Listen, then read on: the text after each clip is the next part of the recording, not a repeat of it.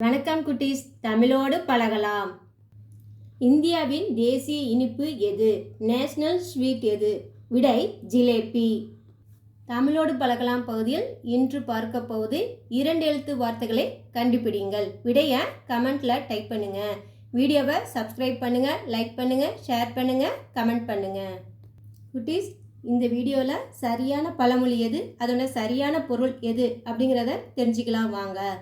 பழமொழி: ஆமை புகுந்த வீடு விளங்காது அப்படின்னு சொல்லுவாங்க. ஆமைன்னா டாட்டாய்ஸ் வீட்டுக்குள்ளே வந்துட்டா அந்த வீடு நல்லா இருக்காது, சுபிச்சமாக இருக்காது அப்படின்னு சொல்கிறாங்க. அது சரியான பொருள் கிடையாது. ஆமை இதில் என்ன சொல்கிறாங்கன்னா, கல்லாமை, இயலாமை, முயலாமை 3 வீட்டில் இருந்துச்சுன்னா அந்த வீடு செழிக்காது அப்படிங்கிறாங்க. கல்லாமை அப்படின்னா படிப்பறிவின்மை, எஜுகேஷன் இல்லாமல் இருக்கிறது, படிக்காமல் இருக்கிறது. இயலாமை அப்படின்னா ஹெல்ப்லெஸ், கெப்பாசிட்டியில் என்னால் முடியாது அப்படின்னு சொல்கிறது. இப்போ இதே ஒரு பிக் கொஷின் இருக்குது அப்படின்னா, ஐயோ பிக் கொஷின் என்னாலலாம் படிக்க முடியாதுப்பா அப்படின்லாம் சொல்லக்கூடாது. அந்த இயலாமை, என்னால் முடியாது அப்படின்னு சொல்கிற எண்ணம். முயலாமை அப்படின்னா ட்ரை பண்ணாமல் இருக்கிறது. எந்த விஷயத்துமே நம்ம ட்ரை பண்ணால் அது கண்டிப்பாக வரும். ட்ரை பண்ணாமே இருந்துட்டு எனக்கு வரல, கஷ்டமாக இருக்குது, படிக்க கஷ்டமாக இருக்குது அப்படின்லாம் சொல்லக்கூடாது.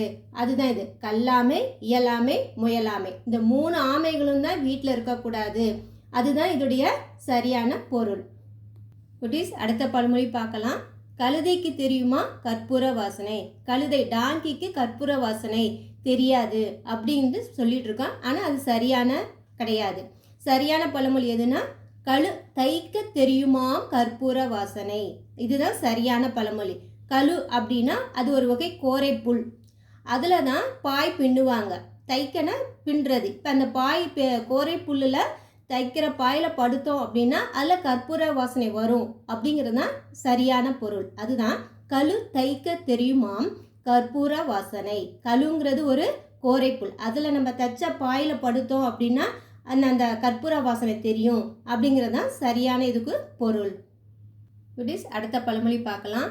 புண்பட்ட மனதை புகை விட்டு ஆத்து. இது பழமொழி. இது என்ன சொல்கிறாங்கன்னா, மனசு வேதனைப்படுற சமயத்தில் ஸ்மோக் பண்ணி அந்த மனசை சரி பண்ணுங்கிறாங்க. இது ரொம்ப தவறான பொருள். இது சரியான பழமொழி எது அப்படின்னா, புண்பட்ட மனதை புகவிட்டு ஆற்று. அப்படின்னா ஒரு மனசு வேதனையாக இருக்குது, கவலையாக இருக்குது, சோகமாக இருக்கும் அப்படின்னா நம்ம மனசை எதுலையோ நல்ல விஷயங்களை, நல்ல புக்கு படிக்கிறதுலையோ, நல்ல மியூசிக் கேட்குறதுலையோ, இல்லை ஓவியம் வரையுது, அதே மாதிரி டான்ஸ் ஆடுறது, பரதநாட்டியம், இந்த மாதிரி நல்ல நடனங்கள் ஆடுறது, ஒரு நல்ல விஷயத்தை கற்றுக்கிறது, படிக்கிறது மூலயமா நம்ம மனசை டைவர்ட் பண்ணணும், அந்த வேதனையை குறைக்கணும்.